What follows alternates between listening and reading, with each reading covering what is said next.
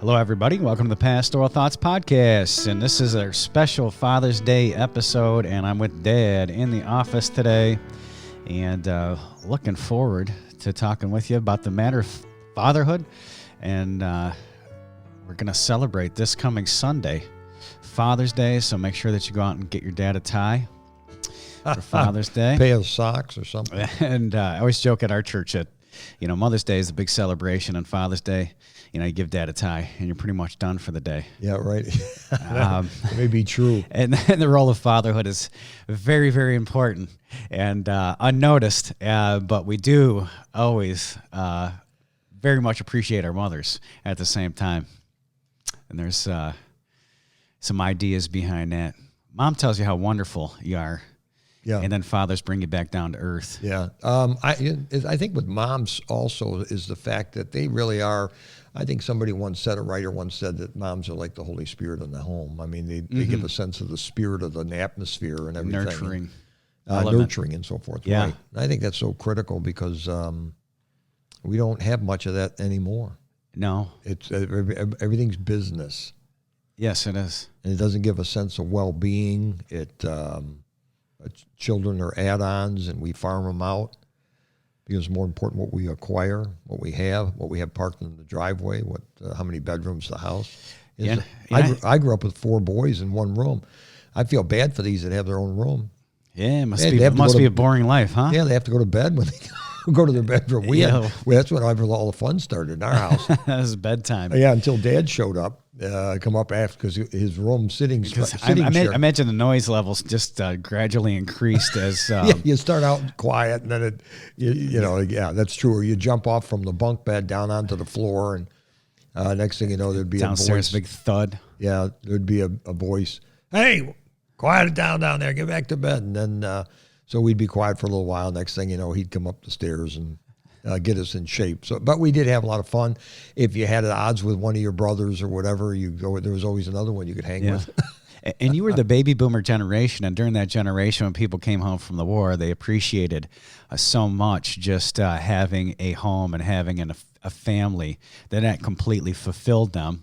And then probably, it wasn't until all the wealth created by the military or the switching from military to all this, baby boomer society, getting all this wealth, and then the baby boomers had an existential crisis, but that in the parents coming home from after fighting World War II with the greatest generation, they just valued the home, valued the family.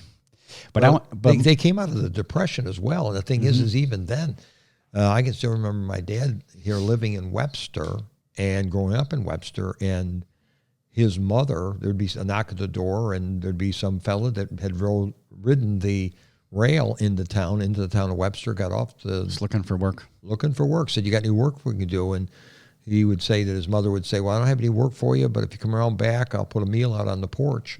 And she would put a meal out on the screened-in porch, and then she'd lock the door into the house or whatever, which was, he just made mention of that. There wasn't that era where these people, these were men and had families that were looking for work. Right. And they'd sit out there and have that meal, which may be the first meal they've had in a while. But that's the generation that turned around, went into World War II, as many know. And then they came back, and just like you said, for them to appreciate home and family and tranquility and a job, and what they did, certainly was a transformation. In the turn of the century also, most Americans grew up on farms. And then during the Depression also, your family unit, that was your unit for survival. Every member of the family was very important family. Yeah. And you all had a role to play. If you're 4 years old, you fed the chickens, and that was your duty. And, the others working in field work, and then going through hard times, the Great Depression, living hand to mouth, that you completely and utterly depended upon each other. And I think of our day, 2% of America might be growing up on a farm now. Not very many have that privilege. Not a family type of thing. It's not even functional almost. But also the thing is like my dad, he went to the 6th grade, and then he went to work, and that would have been, he was born in 1919, and so that'd been the 30s, early 30s, And the thing is, that was prime time for everybody trying to get by, and so he'd go to work so that he could help the family. 12 years old. So you're right. The family unit was much stronger, and prosperity has always been a liability or a challenge to people's character. In that sense of belonging brings you mental and emotional stability because you were needed, you were wanted. In any strongly knit social community, they tend to live a lot longer, be far happier, be more resilient even to illness and diseases. I read a book, it was called The Blue Zones, and it's about the different locations of the world where there's the most amount of centennials. And there's different commonalities, but the basic commonality is that there's a strong social community where these people live to 100 years old, meaning that even in their old age, they're felt needed and they're felt wanted. And they play an important role in their children's and their children's children's, and perhaps even to the fourth generation living to 100 years old. They feel tightly knit to that community. And I think of Grandma, my kid's Grandma Great, living on Union Street for the last 75, 80 years, and surrounded by family, and living on her own, 100 years old, very healthy and resilient. Even though she'd been through some hardships, she has a close, tight-knit family that's just kept her sound. Yeah, no, interaction, and she's kind of like the matriarch of the family, obviously. But they're always intersecting with her and visiting with her and finding out how she's doing, checking on her and everything. And but even that's built. and even society itself. Back when Grandma and Grandpa got married, you couldn't just go down and get no fault divorce. Right. You go before a judge and say, you're not abandoning your family. I'm not going to allow a divorce. It was very hard to get one even because they realized the importance of the committed family to each other, the importance of the family unit. They were all important to the health and viability of that unit. And of the society. That's true, unless there was an abandonment or whatever, somebody leaving with someone else or whatever, it was very difficult to get because they realized the nucleus of the society is the family. And God ordained it from the very beginning as far as a man and a woman joined together as husband and wife, and they're going to have offspring and children, makes up the family unit and continues on. And when that's negated in our society, which it is, unbelievably, that they call it cohabitating. We just call it shacking up. Right. And the thing is they want to make sure this is the right person, really. Going to live in immorality and fornication to figure out whether that's the person. And, okay, let's say it's not. Then you try somebody else. And when does it and it's end? all done in the name of self-fulfillment. And, really, when a couple comes together, they come together because they love each other, but they take their marriage vows because they're promising future love. Right. And that's what separates us between us and the animals that are around us, is that we can voluntarily promise our future love, vow that before God and these assembled witnesses that we are going to form together a unit with this person. And it's going to be its own economy. It's going to be its own culture. Two cultures are going to collide. And if God wills, there's going to be a propagation of your genes, and you're going to have your own family unit and your own family structure. Yeah, I think it was so evident in our society, even from the very and handed over perhaps by our English ancestry, so to speak. Was the idea, so help me God. And the things of vows of marriage is before God. And it's amazing how that presently there are people that are refusing to say, so help me God, when it comes to an oath, whether it's an oath of office, whether it's in a courtroom. So help me God is become anathema, so to speak, because there was a time, and the same thing, the testimony of a dying man was taken to the bank because that person who was dying knew they were going to stand before God when the lights went out. And the thing is so they wanted to get things straightened out. Well, now we have a society that, they don't take that as the final because there's no fear of God in people's eyes. So, I think our families have been destroyed because of lack of faith or relationship with God or Bible, which has really hurt us Yeah, absolutely. big time. Yeah. If you don't have the basic understanding of accountability before Almighty God, you cannot walk with your fellow man in the right orientation. Instead of just being about emotion, I don't love my wife anymore. Well, that's the stupidest thing I've ever heard. Yeah. You're commanded to love. It doesn't say it's some sort of organic emotion that's coming out of your person or whatever. But ultimately, where does love come from? It originates with God. If you don't have a relationship with God, you're not going to be able to love in the capacity that you love, or that own accountability that people. And I think with that, the fact is, if you don't understand the right relationship with the Lord, you can talk about the Lord, but it doesn't mean you're serious or you have faith that there is a God. And so you live your life so self-focused that everybody else has no bearing on your life. I mean, there was years ago in our society that people belonged to something, units and gatherings and maybe fraternities and churches and communities. And I can remember, when I was a kid, we went to watch the high school basketball team. I mean, there was it looked like have you ever seen the movie Hoosier, where there's got a bus and it's got about 70 cars following it to the game? Right. That's what I remember as a kid. I mean, even in elementary school, we'd hop in the station wagon and we'd head off to some school someplace to watch our high school You don't have that anymore. You have parents that have their kids playing, but so there's a lack of communities, no kids, no families, and everything else. It's quite different. And I think it goes back to the fact of having a relationship or the awareness or fear of God that causes people to have that relationship. Absolutely. Yeah. And sense of community has gone away. And really, I think that has led to the amount of depression and anxiety and people feeling, a genuine sense of loneliness. Oh, yeah. Because there is not that community structure where I am not my own. I belong to I belong to God. I belong to my family. I belong to my church family. I belong to my community. I belong to my country. And that sense of, social responsibility that we have to the people that are around us. Well, so responsibility as well, and it may not even be a manufactured responsibility on our part. It may be just the fact that I won't do these things in front of people that know me. But if nobody knows me, right, and therefore, if the only last bastion is my family that knows me, okay, I get rid of my family so I can do whatever I want to do. So I have no witness in my life of what I'm doing. And I think that dovetails into the thought I had as far as the fatherless homes. And there's two kinds of fatherless homes. One is where literally, physically, there's not a father there.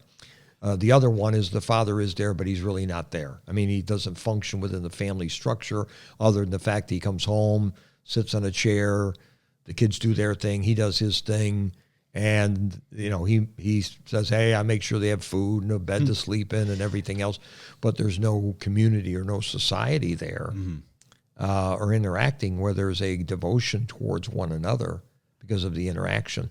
I read a little illustration about this, and it had to do with hurting our father. And it was about this college freshman girl who went out with a senior boy, and the senior boy wanted her to do things that she knew was wrong and wasn't right. And he said, well, nobody will see you. And she said something to the effect of, yeah, but my father, I'm worried about my father.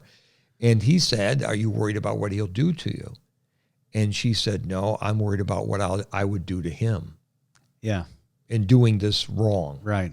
And I think it's the same thing. We oftentimes think of, I don't do this because of what God might do to me, rather than in me doing this, what am I doing to God? Right. Yeah. As far as that relationship we should have with him. Yeah. And and I'm sure we'll get into that in just a minute, but, or at some point, is that the fathers, the mother is the nurturer, and she is a protector, and the father really is the key to the outside world. and especially if, for instance, there's a girl. And her relationship with all other boys is going to be somewhat of a reflection of her relationship to her father.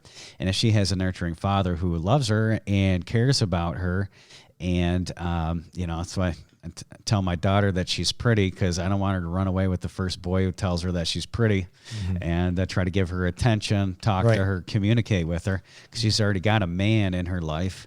So the next man that comes along that I'm going to give her away to has got to come through me. To have my daughter's hand, and as an outlet into the world in so many different ways too. Not just that. I think for boys, your mother always tells you how wonderful you are, and I think of there's a gangster show on TV about Italian mafia, and it always opened up the song opened up. Your mother always told you that you were the chosen one. But your father never taught you about right and wrong. And so mom always tells you how wonderful you are. Yeah. And your dad is never there to, speak reality in your life, No, I think what we're doing in our society is such a breakdown in the family. So for any man that would listen to this podcast, I think it needs to be a challenge to them to realize, what is your function here on this earth? What legacy do you leave behind when you die? Is it the building you built, or the home you lived in, or the bank account you had? That has absolutely no value when it comes to eternal matters. And secondly, the next generation. Many times people want to leave money to their kids and leave it so that they'll never have to work, or they're going to be well off, or whatever. Don't ruin them. You made it on your own. Let them make it on their own. I'm not saying you got to try to help in some way, but somehow the idea of thinking that I'm going to make their life so that they would have no problems, that's not reality. No, in a man's role is teaching the children how to face problems, exactly, how to face the outside world. world. Take, for example, all the popular people or movie stars and everything else. Their kids are a mess, train wreck, and they got millions of dollars. They can't. I mean, those kids can drive whatever they want when they're drivable age. They can go whatever college they want to, or any of just these like things. that one that paid $500,000 to get her daughter on the sculling team or the rowing team, and she never rowed in her life. Right. Paid $500,000 to this guy that was going to try to get her in. And again, it'll just end up ruining somebody. You got to teach them to work, teach them how to get through problems. And a lot of times that may just be the fact of asking them rather than telling them how to do it. Saying, okay, what do you think you need to do in order to correct this situation, or to fix that, or whatever, rather than, here, give it to me, you messed it up. Yeah. And the man is to be the provider. It says in the Bible that if you provide not for your own, you're worse than an infidel. You have denied the faith. But that's not where a man's responsibility stops. He also is to train up his children. And bring them up in the nurture and the admonition of the Lord, and not provoke them, not to provoke him to wrath. Exactly. Yeah. You're not telling them how worthless they are. You're not motivating them by frustrating them, but by constantly, persistently, patiently training them in the way that they should go. And the big one is you're training your children not just for time, but also for eternity. Yep. And I see so many parents today that. For instance, talking to somebody about Awana. Man, you get your kids in Awana. And they said, well, they go to bed around 7 o'clock. I said, well, Awana is more important than sleep. I mean, they're going to 7, so they have well rested for school, and so the public school system that's going to train your child in all sorts of ways that you do not want them trained for. They've got your kid for almost 40 hours a week. And offsetting all the garbage they're being taught, right? They have an eternal soul, live forever. Get them into something. But even now, in being a grandfather, is realizing that it's not only the fact of the generation that comes forth from your loins, so to speak, but actually the next generation. Now, my wife and I, we look at our grandchildren, and we pray for them on a regular basis, as far as that certainly God would help their parents, but also that they'd, have a desire for the Lord, that they'd marry the right person, all those things, because just as you said, it's more about eternity. I'd rather see my grandchildren in heaven than I would having the wealth of the world. Absolutely. And I say this to my church guy. I've contemplated this and thought about this for a long time. Like, what's the end goal with children? And I would have to say that they would, just like the woman at the well, worship the Lord Jesus in spirit and in truth. So I don't care if they are a trash collector who loves the Lord. I would rather have them doing that than to be some big executive CEO or a medical doctor or whatever. I would much rather brag on my children later on and say, man, they really love the Lord. I don't care if they're layman or pastor, missionary, or whatever. Than if they're a medical doctor. Yeah, if you just saying that, it's so true that, very few parents ever say that, but man, they got a good job. They work for a good company. They're able to go on vacation. And that's their priorities. Or when they get through college, or get into college or get out of high school, what do you want to do? Well, there's money in this, and you need to take care of your family, so you need to get a job. Rather than seeking the Lord's direction, and like you say, whatever it may be in, I don't have any problem with that. That's not mine. Money, I know a lot of rich, godly people, not a lot, but there is rich, godly people out there who have a lot of possessions, but their possessions don't possess them. But yet there's a lot of people who are rich and then also poor who put such a prize on money, and money is, the desire of money is the root of all evil. And so you're making a false god for your children to follow, and your generation is going to be cursed for the third or fourth generation because of the pit that you put them in. And you read through the prophets, and they prophesy against the nations that are around Israel. Amalek or Edom, God a lot of times calls Esau, because he looks down from heaven, he sees 150,000 people that all look like dad. Yeah. Because Esau, who God hated, who sold his godly portion for a bowl of porridge. Dad sells his spiritual heritage for a raise or a better job or whatever, and pushes his kids towards the almighty dollar. You have literally cursed your family for generations. Well, and you've been in the ministry quite a while now, and so have I. And the fact is there's a lot of Christians that do the very same thing you're making mention of, but they're anesthetized or blinded to it. They don't see what they're doing, unless they do, and they're just covering it. It's hard to determine, but I know Christians, and they serve in church and everything else, but they've made other things a priority to their children. For instance, education is such a god in society, and I'm for education. I'm still trying to learn. You're a learner. And, we put a priority on learning. But let's say, you have a revival meeting. Wow, I wish we could come to it, but you're not on a school night. Yeah. I think, well, why don't you not send them to school and send them to revival? And because, again, you have an eternal soul. Yeah. Yeah, right. No, the priority is way out of whack. And even the fact of when they get into activities and so forth, we make them a priority in the children's sports. life. Yeah. Sports and stuff. I don't mind sports. I'm glad for them. Obviously, I love sports in that way. But if it came a decision as far as whether I do something tonight or whether I go to church, I'm sorry, I'm going to church. Yeah. Yeah, brother Steve Swanky, who preached for us in our Spring Thought Conference, has a very godly dad who is a multimillionaire in very successful business. He's talking about some pastor you and I know out in California called dad up, said, hey, we're short during COVID, we're short 70,000. Okay, I'll send you a check out tomorrow. So this is what kind of wealth this guy has, and he gives a lot of it into the ministry.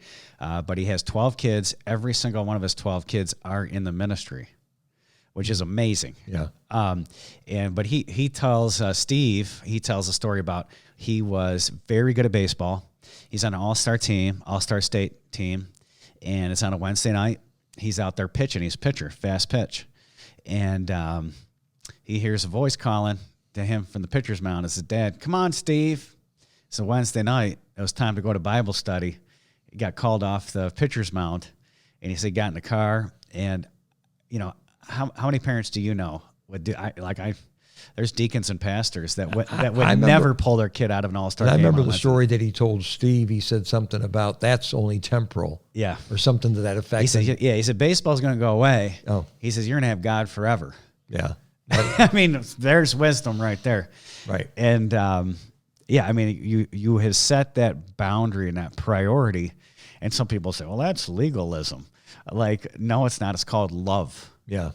It's called love It's for like Christ. it's like And like some people garden. some people have to go to church on Wednesday night. Some people get to. Yeah. You know, so he on how actually you loved look at God more than he loved baseball, and it was an easy choice for him. Yeah. Well, it's like weeding a garden. Mm-hmm. The purpose of weeding a garden is not necessarily you hate weeds, other than the fact they would destroy whatever plant you're Yes. trying to grow in there. And God looked at these men. He looked at them, and he also looked at their household. Whether it was Abraham, he was going to tell him about Sodom and Gomorrah because he steered his house in the right direction. Joshua said, "As for me and my house, we will serve the Lord." Yeah. And you know, I think of these people you see in the book of Acts who got saved and their house. Yeah. Lydia and her house, the Philippian jailer and his house. And so when they made God a priority, you know, whatever the big deal is in your house, it's going to catch on in the lives of your children. I mean, you're always going to have a black sheep. You're always going to have a rebel. But I would say the majority of children are upholders. They uphold the culture of the well, that's where even in the family. ministry, you and I have seen people that have been in the ministry, and in the ministry they've lost their kids. Mm-hmm. And again, there's going to be a black sheep now and then, but a lot of times the wrong priority. And I would say this of our own, fellowship or brethren, as far as that, because a lot of people say, well, I know a preacher that, yeah, well, I know probably 100 laymen whose kids went bad. So I'm not sure the difference. Yeah. As far as that. We had Roger Pastoral stopped in on Sunday night, and he was coming through the area, and he's got 6 kids, and they're all every single one of them's in the ministry. Yeah. And I think of the proverb there: wisdom is justified of her children. Right. Roger's a simple guy. He's done a lot for the Lord, but in his own life, he wasn't working a job when he was pastoring. It was his calling. But God must have been a whole lot bigger than even the ministry, because sometimes we can make an idol out of the ministry. Yeah, right, exactly. Because men are really identified by what they do. They identify their personal value by what they do. So sometimes in the ministry, we can even really value the ministry and its success and this legacy we're building in the ministry, to the neglect of God, I think. Neglect of God and of their own family, their children. Yes, yeah, absolutely. Yeah, they sacrifice their children on that altar. Well, they think if and it's the same thing. I remember hearing a fellow that said, I lost my children because of soul winning. Because the pastor was out soul winning so much that he didn't have time to spend with his kids, and that's an excuse. But it's the same thing with a lay individual. They can say, well, I teach Sunday school or I help around the church building, so my kids ought to turn out right. That's not how it works. No, it's not penance. I'm going to do penance over here to make up for, if I do enough soul winning, it'll make up for my lack of parenting. Right. And then really, with the idea of soul winning, well, you should have been winning your kids' souls. Yeah, right. What about that soul winning? Not only salvation-wise, but winning them beyond that. Right.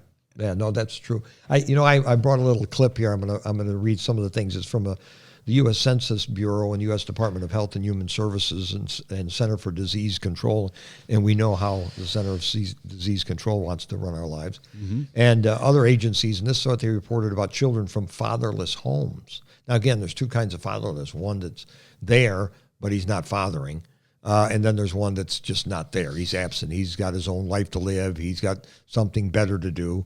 And these children grow up. But here's the stats. It says the children from fatherless homes are 5 times more likely to live in poverty, 9 times more likely to drop out of school, 20 times more likely to go to prison, higher risk of drug and alcohol abuse, increased incidence of internalized and externalized aggressive behavior problems, greater chance of runaways and homelessness, twice as likely to commit suicide. So, yes, we would say the person that's definitely not there physically, even in the home, those things. But I wonder also when the father is not there, as you said early on, the fact of the sense of well-being. My mom and dad were married for 48 and a half years. We never had to consider the fact of dad or mom leaving the home and being reared by one parent. And a lot of people experience that, and God bless them. Mm-hmm. But that should not become the norm, and especially in a Christian's life. Mm-hmm. And God has a way of helping you if you find yourself in that situation to get you through that. But you're going to have to trust him. Mm-hmm. But you that are fathers and men of the home, you need to understand that these same effects can be on children that have a dad there, but it's not there. Mm-hmm. And that's a tragedy. I think I've been going to the county jail for like 14 years or whatever you got involved in it back in Wayne County. And I mean the number of people, girls and guys, who didn't have their father in the home or a stepfather or a crazy existence in what's called a home. It's close to 90%. Yeah, like it's ridiculous. It's just, it's sad. And they're repeating the same thing. Cyclical. I in fact, last Saturday night, I did the ladies' church service on Saturday night, and then on Sunday morning at 8 o'clock, I did the men. And because nowadays in New York State, they only want you to appear for a ticket if it's, even if it's a felony or whatever, it's crazy. So you'd have to do something really bad to have to show up and be a resident of the county lockup. But there was 2 women that happened to come in for the Bible study, and I asked them how many of you, do either of you have children? And both of them have children. One has 3 children. Here she is incarcerated. She's got 3 children at home. One of them is, I think, 17 years old, the daughter is, and she's starting to have problems with her, and she was a good student in school. And I mean, and so I always ask this question periodically, not every time I go in there, but I said to him, I said, do either of you belong to the She-Woman Men's Haters Club? In other words, you hate men. And they smile and laugh and, nod their head yes. And so my question is always, who picked them for you? Well, obviously they picked them. Mm-hmm. And so my next thing out of my mouth says, obviously I had to get a better picker. And I asked the fellas the same thing. They belong to the He-Man Woman Haters Club because all those women are the same. Who picked them for you? Mm-hmm. So it's critical. And most of them have experienced a fatherless existence. Absolutely. And no man figure. And I'm not just exclusive. Obviously, God ordained a man and a woman. We happen to be around Father's Day, so we're talking about that aspect. But it's the joining together of a husband and wife as one flesh to rear their children and to pass along that which they hold to be very dear. If it's money, that's what you'll pass along. If it's selfishness, you'll pass that along. If it's being judgmental of other people, you guess what? They'll have it too. Yeah, and they'll turn that gun on you. Yeah, right. Yeah, it'll right. be. Right. I remember a fellow had a particular vocation. He's in a vocation, and he's a young man still. And in the vocation, he had a particular boss that was, nobody liked him because he was always yelling. And he said, that's no problem. He said, I got used to that from my dad my whole life. And said, so he yells, I just go on with what I was doing anyway. Yeah. But that's where he grew up. He grew up with somebody screaming at him about going back to what you said, stupid, ignorant, can't you do anything right? And the thing is that fortunately the guy has a vocation. I think it's an honorable one, whether it's God's ordained or not, I don't know, but it's an honorable profession. And the fact is that that's what he recalls. Yeah. And of course, inside a home, of course, we're complementarian, so it's a fancy name that we believe that men and women are different and they play different roles. They're both equal in the eyes of God. They complement each other. They complement each other. And so, you think of men are stronger than women. I was listening to Buck and Clay the other day on the radio. I hardly ever do that. But they took over Rush Limbaugh's show. And so one of them, Buck or Clay, were citing how the fastest female runner perhaps in the history of mankind. And he was saying it was some sort of, like, let's say, never did track and field. Let's say it was 500 meters and how fast she was. And so, again, the fastest woman in history, fastest woman ever known to mankind. 250 high school boys beat her fastest time just last year. These aren't even men yet. They're not even fully developed. Oh, yeah. And so men are, absolutely physically built different. Yeah. They're stronger. And there's a reason for that, right? And so, like, for instance, in warfare, what do men do? Their tribe, their village, their people, their country send them out away from the women and the children to face the enemy, so they can come back to the women and the children. And men are the key to the outside world. If someone's breaking into your house, here's what's going to happen in a normal household.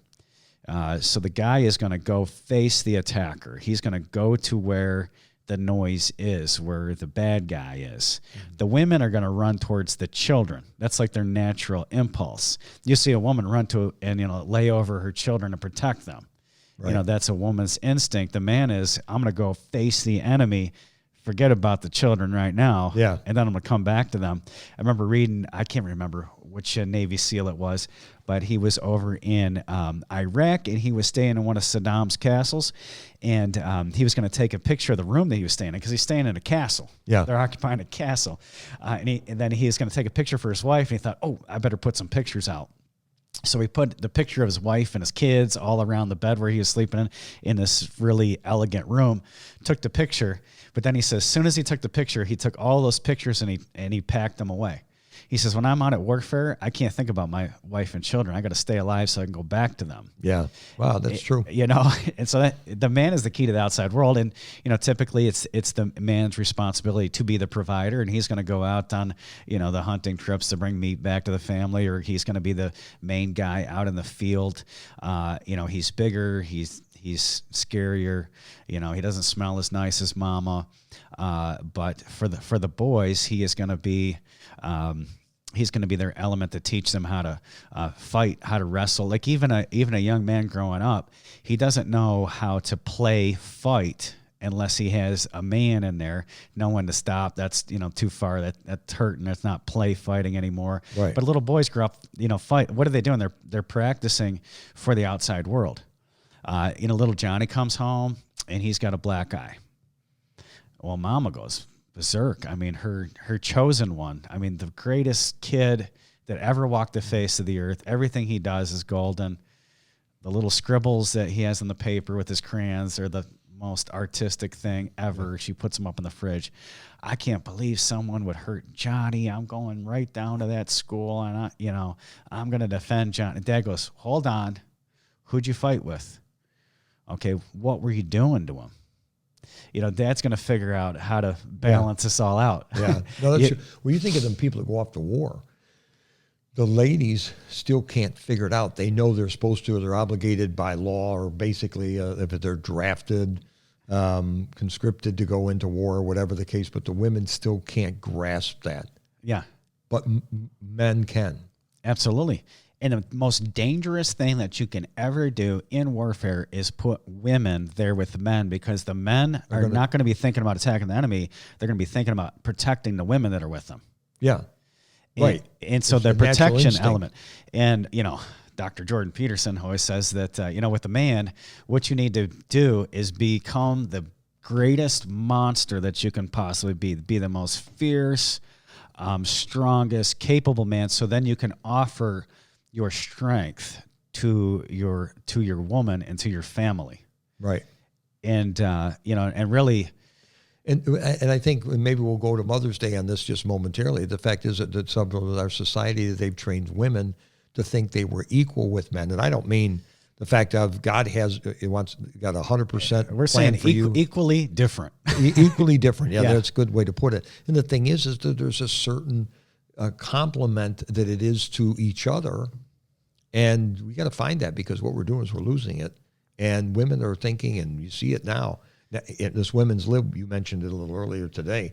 The fact is that the women's libs are getting really tore up, because you got men that say they're women, and then now they're swimming in their pools and they're running track and field. And when you started that, I just read an article the other day about some fella or a lady that was giving a testimony that her whole high school she trained. She was track and field. I can't remember what state she was from, but she went to, I think, Southern Utah University.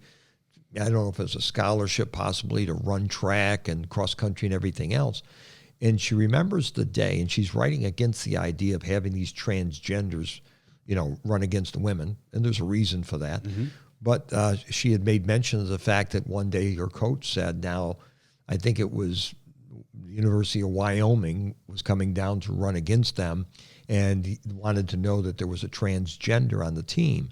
She made mention of the fact when they lined up on the track, and you look next to her, and here's this fella, muscular, taller, stronger, just even in their visage, that they had to run against. And he, because that's what he is, had even tied the NCAA record for that event, whether it was a 200 meter or 400 or whatever, as you're saying. He'd already tied the top woman ever in the NCAAs. And so, I mean, and she was saying she worked her whole life, sacrificed so much for this event, to have it taken and running with people who all previously every chromosome in their body was female, and now running against somebody who has this musculature, the skeletal structure is thicker and denser. He's got access to testosterone, which he can put more output out of his muscles and everything else, and trying to somehow say that everybody's the same.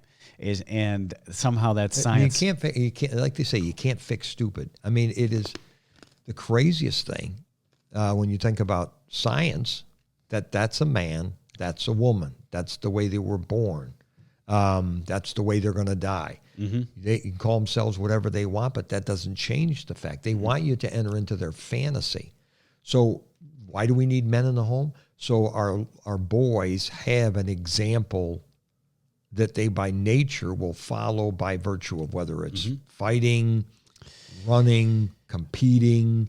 And I'm not saying that ladies don't compete or women don't compete sometimes as far as that, but the idea is one of these days, and it may come to America. It hasn't, except in 1940 or 18, the War of 1812, when the British came. But the thing is what we're going to do is we're going to see one of these days an invasion.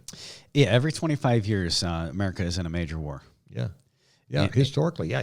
And then in all's fair in love and war, they're not going to play into your fantasy or your imagination in real warfare. And then, there's going to be a test. And I believe that with my boys, I want them to be tough. I want them to be very, very strong, and so they can be gentle. Yeah. And we understand it's like, there's the old classic picture, you watch an NFL game and here's some 300-pound lineman who is like biceps are as, big around as my leg. Yeah. And he's holding his infant. Yeah. And that's a tender picture. And, isn't that cute and precious? Because here's a guy that's, has such strength, but yet he's tenderly caring for an infant. And really, I think that's a picture of what a man is supposed to be, is somebody who can be a monster and can do, if he needs to, in defense of his family, terrible things. Yeah. And, be a mighty warrior spiritually, mentally, physically, that he can think. He can logically deduce circumstances and situations and think his way out of problems, and really have utter competence. We were fishing last night with one of the teens from the church, and he's asking us. I'm glad he's asking his pastor this. He's asking about how to talk to girls. I mean, at least he's not talking to the boys in the park, right? Asking them how to do that. I didn't have much to say. I said, well, I started dating my wife 25 years ago when I was 18 years old. And so I'm kind of out of that game. But essentially, my advice is to be competent in every area of your life.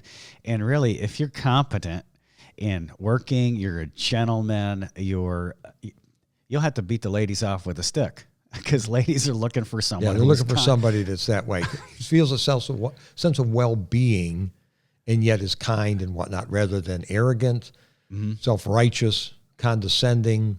Yeah, forget that. Right. Yeah, you have to live with that. A lot of times people come to me and say, "Well, I can't believe that's going on because, that I can't believe that he said that or he's doing that to her." And I said, "Well, I'm not married to her, so I couldn't doing it. Or I'm not married to him, So the thing is, we don't know what the dynamic. But if anything, we need to do at Father's Day is to realize that we're grooming the next set of fathers, and what kind of fathers do we want to training see the men, follow. And then also we're training the daughters, and it's equally important that girls have a godly daddy. And I think once again that is he is the doorway to the outside world. That she's going to compare every fella that she meets with her father, and then also she knows that she has a man in her life. The first man in her life is her dad, and when it comes time to get married, that that fella is going to come through the father to get her blessing. She's comparing guys with her. And then also just out in the world, again, your idea about the world around you really is shaped by the father figure in the home, the mothers that nurturing, blessing, helping, like you said, comparison to the Holy Spirit in that family. But the man in the home is going to exemplify and going to be the doorway to the outside world for that family. Yeah. Success or fail. The sad thing is in talking in the perfect world, what we're talking about, obviously, it's not happening in our society. So what do we do now? I mean, we've got kids that are coming, guys that are coming to, or boys are coming to church, and they're not real manly. They're not growing up in a work ethic, and nowadays the son goes out and mows the lawn. He gets some perspiration on his forehead. Mom wants him to come in and drink lemonade. Yeah, thinks he's going to die, and that's mama's job. Yeah, right. But daddy's job is no, he's fine. Stay out there. Yeah. The old rub some dirt in it is a reality. We Timmy and I did that big workout on Memorial Day, the Murph, and which was great. I ripped my hand open. I still got some calluses for that. My hand was blood running down my arm. And I was having a good time with it, but he wouldn't realize if he didn't have a father. Well, I mean, there's some tough women out there, but not many. And I don't expect you to be like that, be like a man. Right. But so there's blood coming down, running down my arm, and I'm still working out, still going. And we get done, we take pictures. I'm showing off my wound for the pictures. And so he understands that, hey, get out there and you're bleeding and everything. That's fun stuff. Yeah, you get all you got. But you know what? And again, everybody out there or anybody who's listening realizes that if he was to show that to a woman, the torn up hand and everything else is very, very, very, very, very, did I say very? Few women would look at that and say, "Wow, this guy's tough." They say, that's crazy, stupid. Why would you hurt? Why would you do that? Why would you hurt yourself like that? Hey, that's the test. That is the practice warfare that we're talking about. We're getting ready to defend our homes, our family, the people that we love. And you'll thank, and the people will, and the women will thank God they have somebody that's willing to do it rather than somebody that goes and hides behind a couch. Yes, as far as that. And Christ, the example of what a husband has to be in marriage, that he lays down his life for his wife. Again, the strong man Christ gives his strength to protect his family. Right. And, many temptations, trials, strong crying and tears, that was Christ, put through the pressure cooker so that he could offer himself up for his bride, his family. There's the example that we have in the home there. Well, and I think also one other thing that we're finding in our day and age, that the attack is not going to be a frontal assault where we have to defend ourselves with weapons or fists or whatever the case. It's going to be a mental assault. And the truth is women are better using their, and I don't mean this to be unkind, better using their mouth, because they had to use their mouth ever since they were a little child, because their brother was always bigger, or the guys were always bigger, and so they could rip them to shreds with their words. Well, presently what we have is an attack on manhood and womanhood and verbal, and men get upset and fume and everything else, but they ought to be able to give an answer for the hope that is in them, a reason for the hope that's right. In them. And they need to be able to deal with the saying. I had a young lady call me at the office this morning, just simply because at work she has to work at an office with somebody that they want to be referred to. It's a girl, and she wants to be referred to as they, as far as the pronoun's concerned, not she or he, but they. Well, it's as dumb as a rock. And so I just said, well, first of all, you need to go to the company and find out if they have any kind of policy concerning this matter of, the woke generation and everything else. And this is a girl that's asking, what should I do? So I try to help give her some sense of well-being and wisdom concerning it and dealing with that situation, not shrink back. Their purpose is to intimidate. And the fact is that don't be intimidated by it. Mm-hmm. It's just being intimidated by somebody that's doing wrong. Don't be their judge. Don't be condescending. Just, obviously love them as Christ loved them. But, if it's a girl, you're not going to call her a him, in that. And so if they've got a proper name like Alice, then just call her Alice and just never use a pronoun. Just use Alice. And you can be respectful, you can be loving, and you can be kind without having to compromising your own convictions, without and being belief. forced to lie. Right. Because that's a lie. To play in some sort of to play into some sort of a fallacy. Yeah. So again, to do this, it's going to take strength. It's going to take courage, and it should be exemplified by godly men. And I thought too, we should touch on. There's a lot of guys who grew up without a father. So am I hopeless? Am I never going to amount to anything? And of course, the answer to that is, absolutely not. But what you need to do, and I think that if you had a great, godly father, and like I do, you ought to have many different men in your life, not just one that you look to just as far as masculinity and mentors and models. But, I'd encourage you that if you didn't have a good father growing up, to, surround yourself with very godly men. And I think even with my own boys, I'm thankful when they're exposed to godly men and they can do stuff with other men besides myself. Yeah. We live in a day and age where, guys don't fish, they don't clean fish, they don't go out hunting, they don't get cold, they don't get, and the tragedy is a lot of men look at guys that do that as some kind of strange commodity, where men have always been hunters and gatherers. That's right. Yeah. And so why not, continue on that tradition? You can feed your family, and it's good for you to experience some. It's in your DNA. It's you ought to honor your ancestors in that capacity. I think it's just to go out and work hard and get cold and get, we landed a big carp last night, and women will ask you this. You show them a picture of a big carp. Can you eat that? No, but that wasn't the purpose of me landing a big carp. It was for me to take dominion over creation.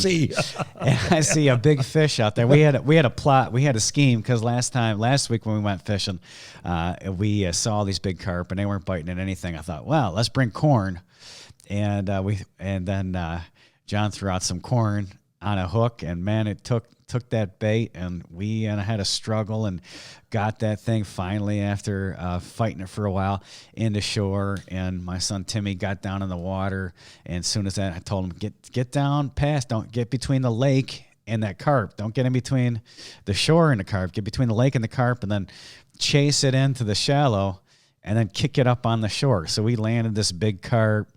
John got his picture with this big animal. Then we let it go back into the water, and we felt great. I mean, there was, it was just an amazing feeling.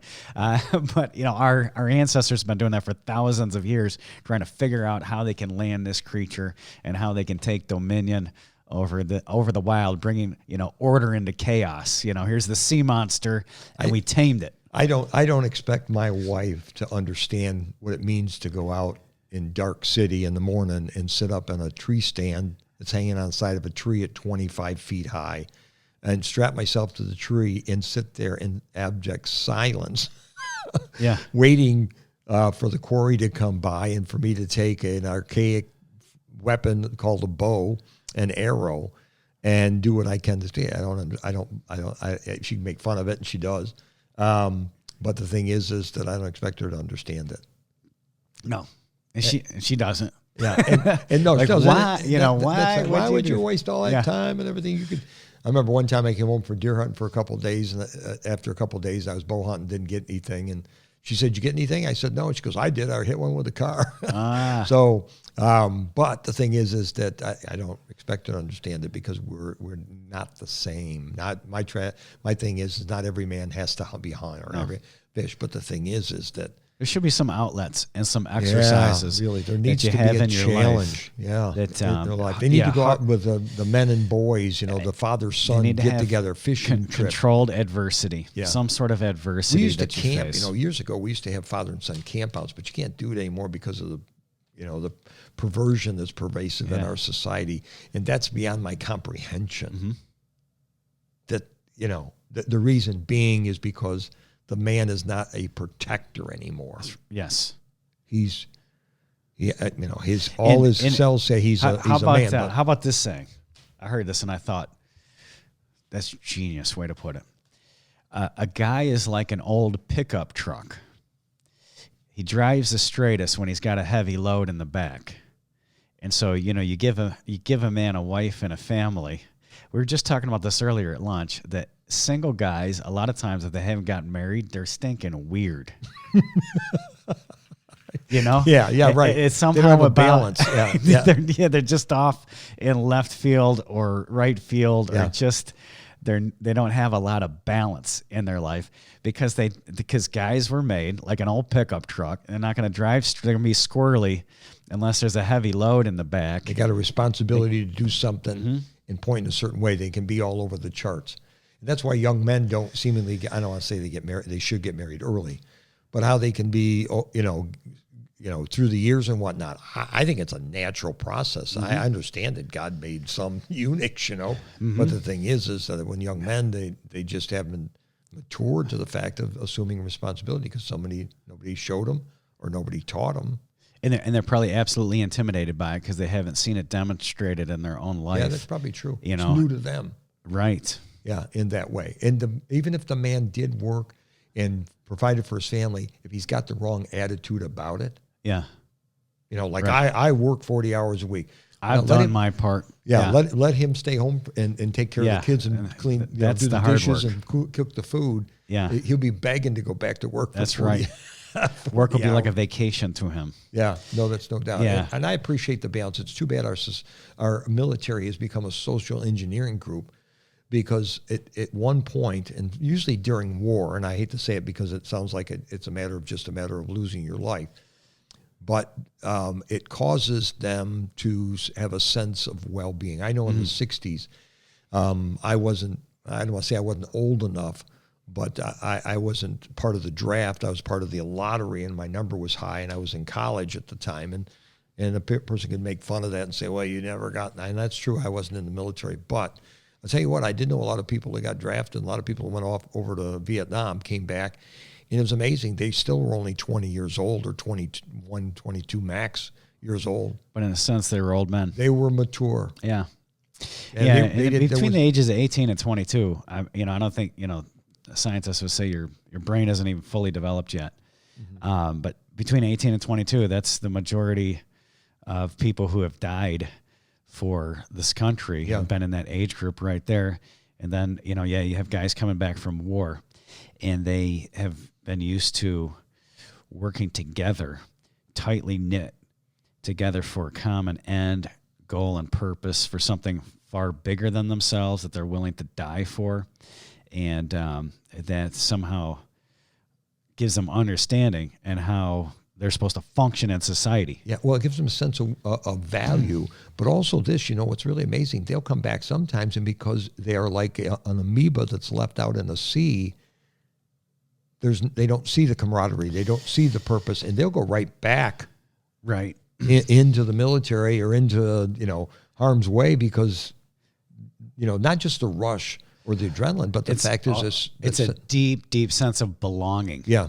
When you're deployed, everybody in your unit is absolutely vital and important. And I mean, you sleep in the same room. You have guys on watch out. You have guys all working together for the common end. They're all putting their collective mind together. You're protecting your brother. And then when they come back, they feel lost. They don't belong to anything. And the answer for that, of course, God, family, country. Right. And I think it's really in that order. You get involved in church, you get involved in your home, and, even if you're not married, but with your blood relation, and then also, civically being a member of the society in which you're around, and try to interweave yourself together with that community.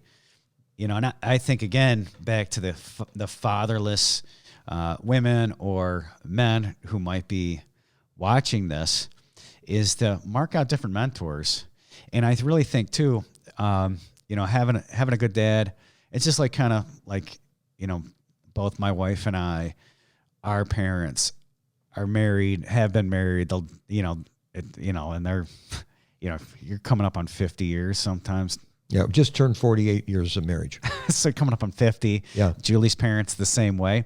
So sometimes we can take like marriage for granted. Like, oh, we know how it works. When you figure that out, let me know, will you?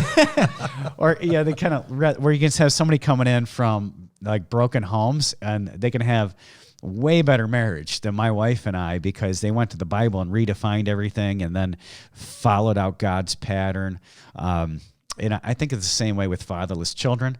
You can mark different men of God to be like your spiritual mentors and fathers. Yeah, that's so important And of because course, they have no example. Those fatherless. Yes, and so of course I look up to you. You're my spiritual mentor and hero and everything else. But there's many different men of God that I look up to as spiritual fathers in the faith. Yeah, and I think in a multitude of witnesses there is safety.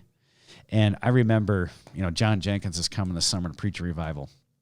R.B. Lett told me that he and John Jenkins were talking, both successful pastors. They were talking about all of the great pastors who did the most amount of work and had the biggest churches did not have fathers. And so he said, they talk about, Jerry Falwell, whose father was a bootlegger, Jack Hiles, whose father was a drunkard, J. Frank Norris, his father was a drunkard. And then, the joke was that R.B. Lett and John Jenkins would just end up being average. They'll be average pastors because they had good godly fathers. They didn't have drunkards for dads. That's funny. Exactly. So you can make up for whatever was lacking. And then also, not only that, I think that you can actually do better, if you let the Lord define from the Word of God. I think that's true. And I don't want to leave fatherless children as orphans, so to speak. There is hope, and I think you're so right. You have to be in church. You have to have examples of women. You have to have examples of men, and not only that, if you've experienced the wrong side of it, and once you get saved, you may have a greater desire to make it right. Now, you have to be careful you don't do it mechanically or reactionary. Yeah, reactionary. The thing is that you have a desire, and you follow that example, and it's tough. And if you don't do it for yourself, do it for your children. Mm-hmm. Because if they don't see it, if they see a mom and dad that seem to function mechanically, because that's what they're supposed to do as Christians, and that's what they got to do, but there's not a love, a genuine affection and appreciation. And a lot of times what husbands and wives do, the wife becomes so focused on the children that the husband is just somebody that shows up. And then all of a sudden the kids graduated from high school and they're gone. They have no idea. Now what are we supposed to do? I think there might have been some of that, who knows, but during the greatest generation, because like during the Depression, during the war, and these households grew up tight-knit. And then in the 50s, you did have a godless form, a form of godliness, but denying the power thereof. So you had like a lot of Ward and June Cleavers who like knew the pattern for marriage and did and performed the pattern for marriage. And there wasn't like a revivalistic movement during the 50s. There was a moralistic. Yeah. Well, movement. In fact, it's funny because even the Leave It to Beaver or whatever, the Cleavers there, they went to church. Yeah, right. And when I was in the 50s, everybody went to church. But would you say a lot of churches in the 50s were your cultural community center? I exactly. mean, you were dirt if you didn't go to. You don't go to church. Well, the thing is I remember in third grade. Let's see, I've been 8 years old, so I was in 1959. I think thereabouts. 1959, I remember the teacher saying, how many you have a church that you go to? And so everybody raised their hand except 3 people in our class. Yeah. And I'm thinking, and everybody else probably said, you don't have a church? It'd be the absolute opposite now. Yeah, no, it'd be 3 people go to church, and everybody else would be looking at them saying, well, you go to church for what? Yeah. So, we've definitely changed, but it started, I think, in the 50s. Yeah, and so you see, like, the baby boomer generation, and then also, like, your parents had a strong marriage, and then the 5 siblings in your home, they're all married to they're all coming up on 50 or 50, they're 50 plus. Yeah, I think my sister is at 54. She married 6 years before we did. 68 she got married in, so yeah. 54 years. And then now the next generation, does not value marriage the same as the previous generations. Yeah. And of course, Ours is an unusual circumstance. I think there's a lot of things that caused it. I think one was mom and dad, and we had a family. Or I remember my dad saying, "If we can't do it with our kids, we don't do it." Yeah. You know, I mean, I didn't understand the value of that statement, but they weren't always trying to get away from us. They did it together. We'd take hikes together. He'd take Sunday afternoon drives together. We'd go squirrel hunting together. He'd take all his boys up into the Adirondack Mountains to hunt deer. I think I don't know how many years we went up there and slayed in a tent with freezing cold weather and hiked around those mountains and never saw one deer. Right. There weren't many deer up there at that time, but with 4 boys walking behind my dad, there was so much noise going on with anything within miles. But And the motto was, if you can't do it together, you're not going to do it. yeah, exactly. Yeah. Yeah, no, that's true. Yeah. Wow. Let's stop there. Okay. Hey, thanks for being on, Well, Dad. it's a blessing. Appreciate it very much.